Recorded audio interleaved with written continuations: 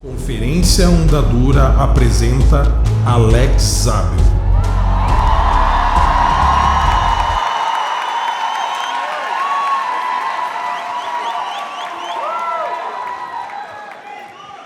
Oi, gente, tudo bom?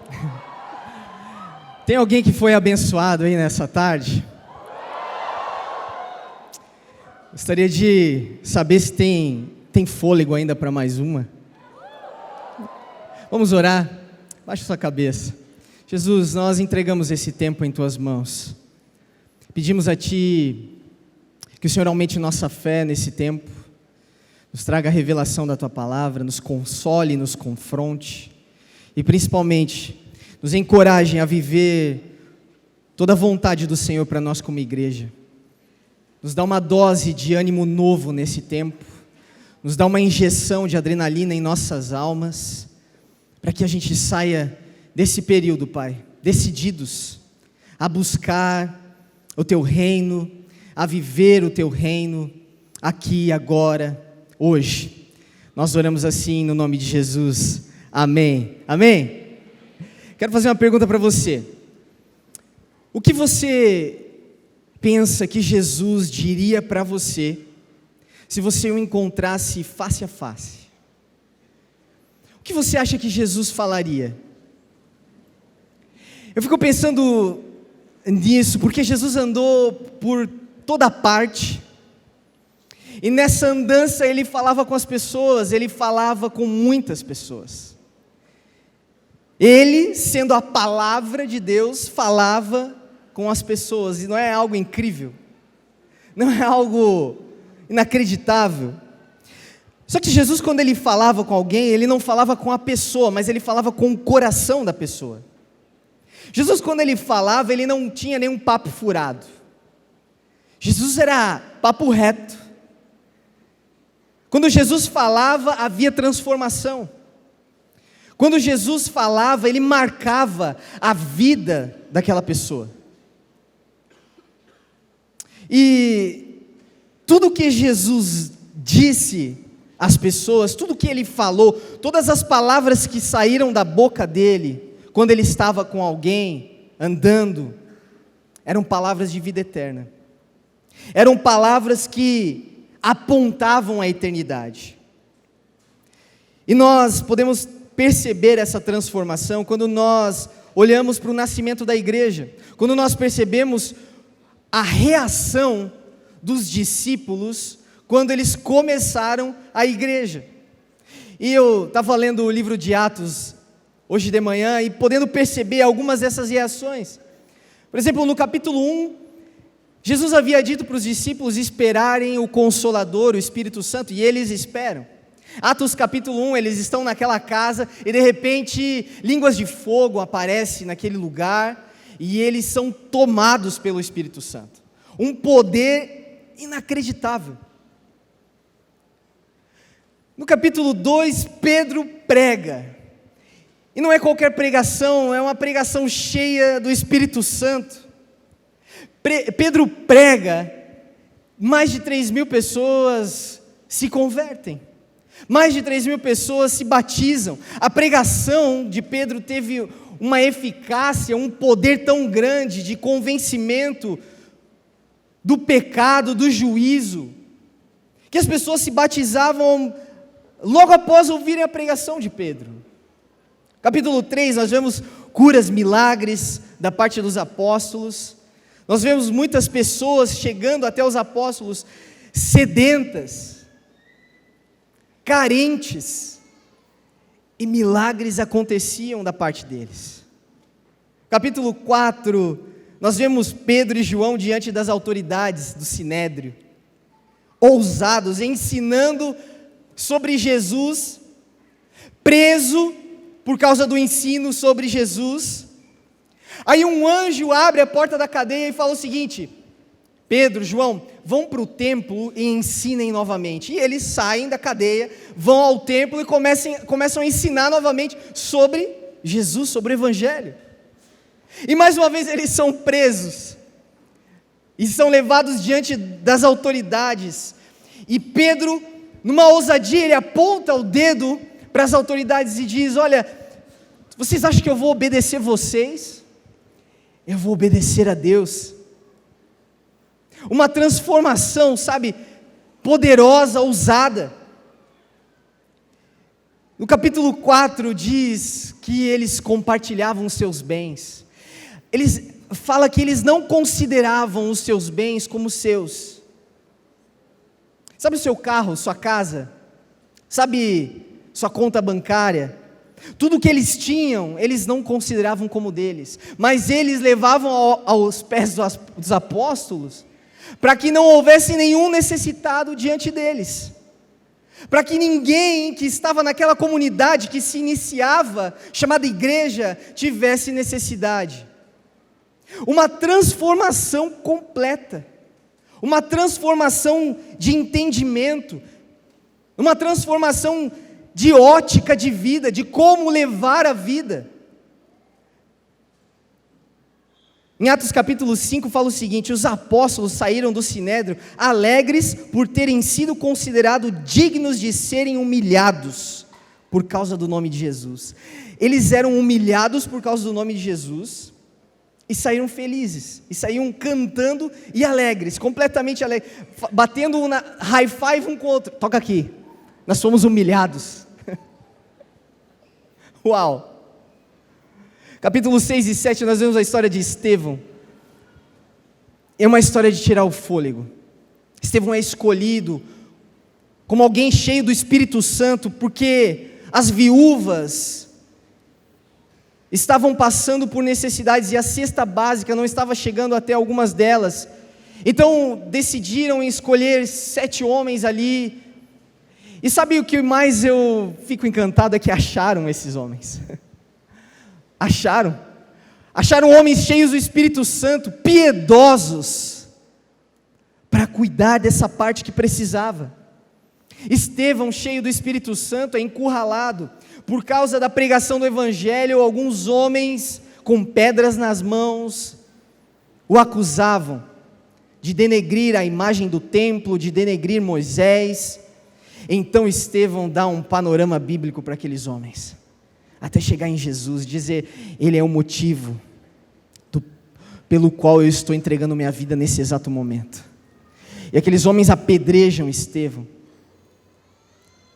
O livro de Atos continua falando sobre um homem chamado Saulo, que após um encontro com Jesus, a sua vida é transformada. Paulo, ele vê algo naquele encontro que o faz se apaixonar pela igreja. E eu me pergunto, o que Paulo viu? O que Paulo ouviu naquele encontro com Jesus que o fez se apaixonar pela igreja? Ele ouve o seguinte: por que você está me perseguindo? Saulo era um matador de cristãos. Ele era um daqueles responsáveis por perseguir a igreja. E quando ele ouve do próprio Cristo: por que você me persegue? Ele entende uma coisa: bom, se eu estou perseguindo a igreja, eu estou perseguindo o próprio Cristo. Se eu me entregar à igreja, eu estou me entregando ao próprio Cristo.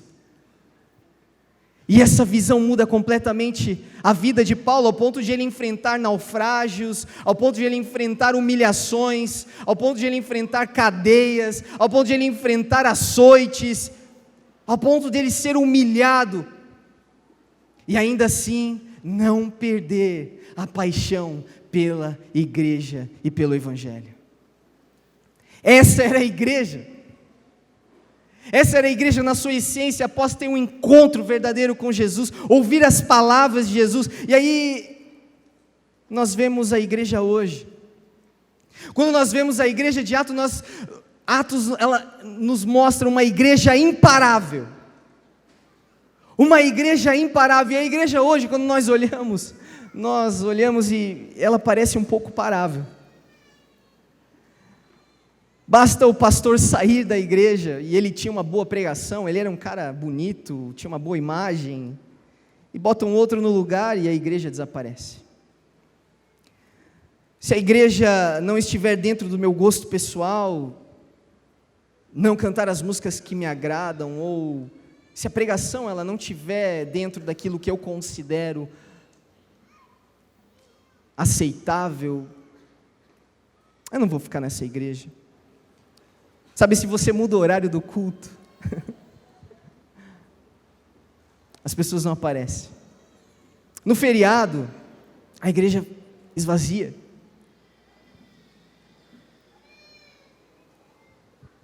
Eu já tive que me retratar por pregar 50 minutos. Porque as pessoas ficam cansadas depois das 10 horas. E pastor, você precisa entender. Você precisa entender isso. Você precisa moldar a igreja de acordo com o que as pessoas estão querendo. Porque senão você vai ficar sozinho.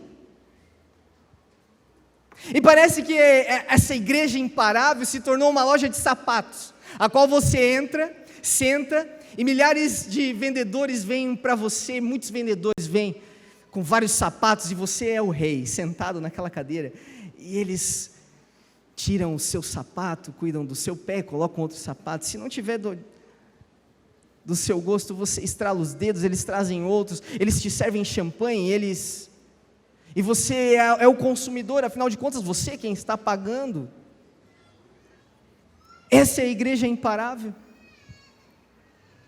Se o pastor dá um conselho bíblico, se o pastor dá uma direção bíblica, me ofende. Eu fico ofendido. Eu fico ofendido se o GP não tem a comida que eu gosto. É demais esse negócio de discipulado, é demais isso. O que essa igreja quer? É discipulado, é GP, é culto, o que eles querem? Tá louco? Será que eles não sabem que eu tenho uma vida?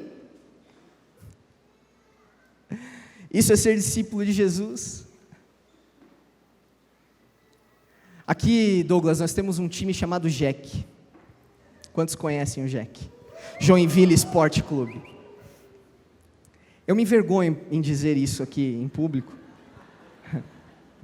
mas eu já vi um jogo do JEC, onde estava chovendo muito, e estava lá a torcida na arquibancada, debaixo de chuva, gritando, perdendo a sua voz, cantando os hinos, pulando, 3 horas, 4 horas, pagando para isso.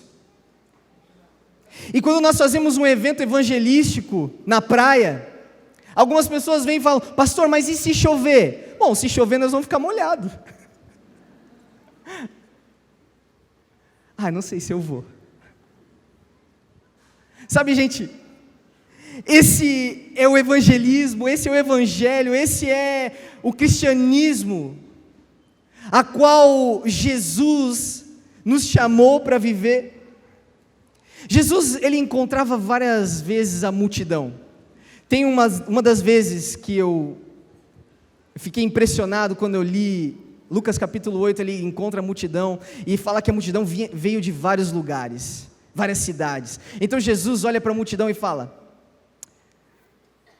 o reino de Deus é como um semeador que caiu algumas sementes pelo caminho, outras sementes ele jogou num solo que era pedregoso, outras sementes num solo que era espinhoso, tinha vários espinhos, e outras sementes então ele jogou num solo bom, e naquele solo bom germinou uma árvore e deu muitos frutos.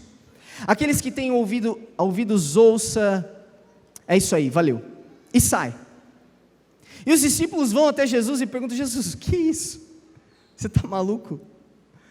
As pessoas vieram de tão longe para te contar uma história dessa e simplesmente sair? E Jesus diz: olha, eu contei essa parábola para que eles ouçam, mas mesmo assim não entendam. Para que eles veem, mas mesmo assim não enxerguem. Então Jesus explica a parábola, e na explicação ele diz por que ele fazia isso. E ele diz: olha, eu estou procurando um solo fértil. Eu estou procurando um coração a qual eu posso lançar a semente e dê frutos. E a vocês foi entregue os mistérios do reino de Deus, se referindo aos discípulos. E aqui em Lucas 14, ele tem mais um encontro com a multidão. Lucas capítulo 14, versículo 25, ele fala: uma grande multidão seguia Jesus, que se voltou para ela e disse: se alguém que me segue amar mais pai e mãe, esposa, filhos, irmãos, irmãs e até mesmo a própria vida, mais do que a mim, não pode ser meu discípulo. Sabe o que parece? Que Jesus fica meio cético diante da multidão. Parece que quando Jesus vê uma multidão, ele fica meio irônico, meio cético. E parece que no coração dele sempre tinha uma pergunta. Quando ele via a multidão, a pergunta que ele fazia: qual desses aqui é realmente um solo fértil? Qual desses, no meio dessa multidão, realmente estão dispostos a entregar a própria vida por mim? Será que vocês deveriam mesmo me seguir? Diante da multidão, ele questionava isso. Você ama mais seu pai? Você ama mais sua mãe? Sua esposa, seus filhos, irmão, irmã? Você se ama mais do que a mim? Sim? Então esquece, porque não vai dar certo. Não vai dar certo essa história de você ser meu discípulo. Por quê? Quem começa a construir uma torre sem antes calcular o custo e ver se possui dinheiro suficiente para terminá-la?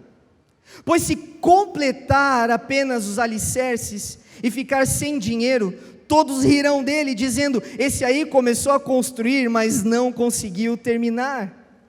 Jesus está dizendo que existe um custo para segui-lo. Jesus está dizendo que existe um preço. É como fazer uma construção. Você primeiro senta e vê se você vai conseguir construir. Ele está dizendo: olha, eu não quero ouvir você dizendo no meio do caminho: eu não sabia, Jesus.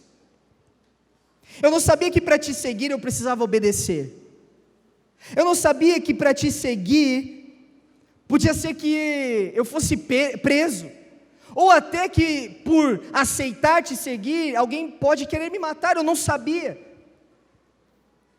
Talvez Deus te dê tudo o que você peça. Ou talvez não, ou talvez Ele não dê nada. E ainda assim sua vida fique mais difícil. Sua vida, por segui-lo, fique mais pesada, como por exemplo, a vida de alguns irmãos que estão pregando o Evangelho em países árabes, que por pregar o Evangelho estão constantemente em alerta, porque podem morrer a qualquer minuto. Talvez a sua vida fique desse jeito, e aí, ainda assim você o seguiria? É isso que Jesus está questionando. Jesus está dizendo: eu vou falar já no começo, agora já na porta de entrada, eu já vou falar isso para você agora, porque não é possível você entrar pela metade, não é possível você entrar por essa porta, não é possível você entrar na vida cristã pela metade, ou você joga inteiro, ou é de todo o coração, ou com toda a sua vida, ou não é. Não tem como. Ele continua dizendo: o que rei iria à guerra sem antes avaliar se seu exército de 10.000 poderia derrotar os 20.000 que vem contra ele? E se concluir que não, o rei então enviará uma delegação para negociar um acordo de paz enquanto o inimigo está longe. Da mesma forma, ninguém pode se tornar meu discípulo sem abrir mão de tudo que possui. Sabe, no ensino médio, uma vez eu briguei. Eu me envolvi numa briga. Tinha uns 16 anos. Tinha um amigo meu chamado Mateus, nós tínhamos uma galerinha e a gente ia, enfim, pela cidade aí de Joinville, por algumas baladinhas e tudo mais, e a gente arrumava algumas encrencas por aí. E esse meu amigo Mateus, ele arrumou uma encrenca, por causa de mulher. Homem tem esses negócios de arrumar encrenca, né? Por causa de mulher. E aí nós estávamos voltando para casa e nós estávamos em 5 pessoas, 5 amigos, e de repente veio assim, ó, virando a esquina, tinha uma tropa, acho que tinha uns 15, e aí um deles falou: e aí, Mateus, qual é aquela lá? Naquele momento eu falei: pronto, agora vai dar uma guerra aqui, né? Vai dar uma briga. Eu pensei em 3 possibilidades. A primeira possibilidade: correr. A segunda possibilidade: me juntar ao outro grupo que tinha mais gente. E a terceira possibilidade é olhar para o Mateus e falar: Mateus, estamos juntos, se for para apanhar, nós vamos apanhar até o fim. E o que Jesus está dizendo é: meu amigo, eu estou te chamando para uma guerra, eu estou te chamando para uma guerra contra o mundo, e se você não quiser aceitar, entre em paz com Ele. Entre em paz com o mundo, porque comigo você não estará em paz com o mundo. Sabe o que o mundo prega sobre dinheiro? Sabe o que o mundo prega sobre poder? Sabe o que o mundo prega sobre sexo? Não será assim entre vocês. Não será assim. E talvez o mundo venha com vocês com pau, pedra, guspe. E se você não quiser me seguir, faça paz com o mundo. É o melhor que você pode fazer. Entre em paz. Porque senão a nossa tendência vira reclamar para Deus. A gente tem essa mania de ficar reclamando para Deus. Eu me peguei esses dias reclamando. Eu falei: Senhor, eu tenho feito uns 60 casamentos por ano. Tem mais casamento que final de semana, me ajuda. Porque cada casamento às vezes é uma cidade, outro na outra, e eu tenho gasto uma gasolina ferrada, Senhor, e eu fui reclamando. E aí, eu fiquei pensando, qual é o oficial militar que manda um soldado para a guerra, e de repente o soldado volta para o oficial, chega para ele e diz: estão atirando em mim. O que está acontecendo? Eles jogaram um negócio em mim que explodiu, matou um monte do meu lado. Que isso? É uma guerra. É uma guerra. E muitas vezes nós chegamos diante de Deus e começamos: Deus, o que está acontecendo? O mundo está contra mim. Meu marido, minha esposa, minha mãe, meu pai, meus filhos, está acontecendo uma loucura. O que é isso? Nós estamos em guerra. E Jesus, Lucas escreve que Jesus, relatando o desfecho dessa conversa com a multidão, ele diz: o sal é bom para temperar, mas se perder o sabor, como torná-lo salgado outra vez?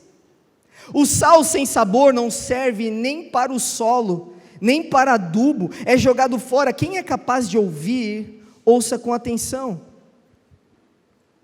Jesus olha para a multidão e fala: o que eu vou fazer com um bando de sal sem sabor? Do que me serve um bando de pessoas que não está disposta a ir comigo para a cruz? Me diz. Pega leve, Jesus, com a multidão. E Jesus está dizendo: olha, é melhor eu ter um monte de esterco que serve para alguma coisa, do que eu ter um bando de sal que não tem sabor, do que eu ficar carregando uma multidão de pessoas que não está disposta a ir para a cruz comigo, a pagar o preço que precisa ser pago. Jesus está falando sobre uma decisão, Ele não está falando sobre um processo de santificação.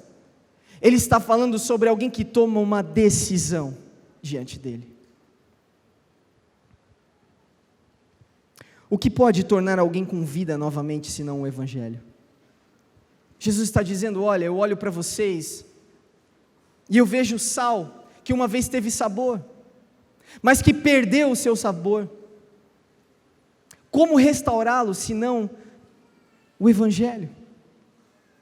Como restaurar o sal novamente, se não morrer para si mesmo, se não ir para a sua cruz, tomar a sua cruz diariamente? No reino de Deus, para ter vida, é preciso morrer. E eu fico imaginando Jesus olhando para nós agora, aqui, como uma multidão.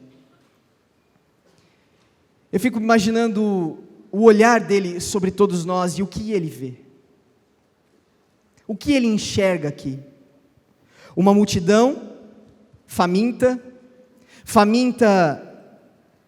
por entretenimento, faminta por saciar os seus desejos, ou uma igreja irresistível, uma igreja imparável, uma igreja ousada, sem medo. No livro de João, no capítulo 6, Jesus encontra uma multidão novamente, e ele diz duras palavras, e sabe o que acontece? Muitos o abandonaram, muitos desistiram, falaram: olha, é muito pesada essa palavra, olha Jesus, eu vim aqui esperando você falar algo que me animasse, mas eu achei muito pesada essa palavra, essa história de ter que ir para a cruz, essa história de ter que morrer para mim mesmo, essa história de eu ter que comer do pão que desceu do céu, beber do sangue da nova aliança, essa história não é para mim, e abandonaram Jesus. E por ali ficaram alguns.